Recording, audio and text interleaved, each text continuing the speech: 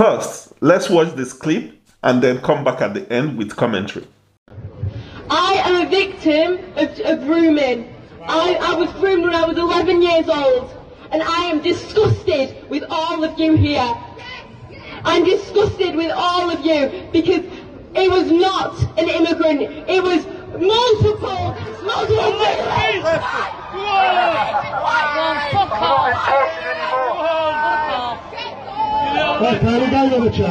What you just saw was a so-called Protect Our Women rally in the UK. But here is the truth. It wasn't about protecting women. It was a right-wing rally built on a racist narrative.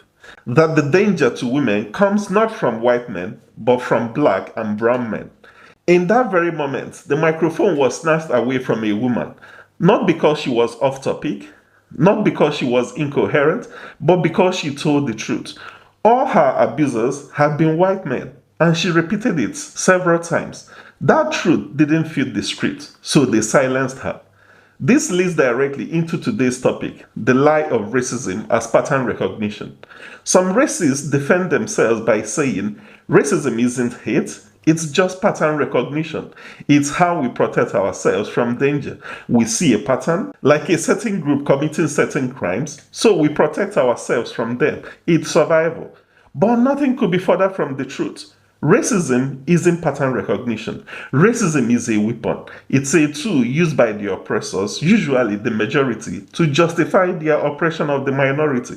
It allows them to escape accountability for their brutality, their denigration, and their demeaning treatment of others. Take this for example. A corrupt police officer shoots and kills a black man. How does he live with himself? By falling back to stereotypes. They were up to no good. They were criminals.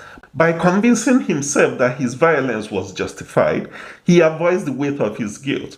And because he can live with it, he can repeat it again and again. Now look back at that video. The people at that rally believe they have recognized a pattern, that black and brown men are dangerous to women. That belief becomes a tool, a way to justify deportations, a way to advocate for mass removal, even a way to excuse violence in cases of civil unrest. They can tell themselves, it's fine to brutalize these people, they prey on our women. But here's the real kicker. If racism were really just pattern recognition, they will see the opposite patterns being acted on as well.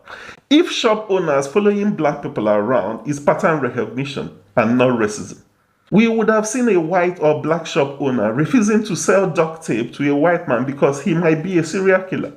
We would have at least seen one teacher demanding that all white kids bring only transparent backpacks to school to mitigate against school shootings. Just like cops randomly stop and search black people, there would definitely have been police officers stationed in front of schools and churches to randomly search white people going into these places.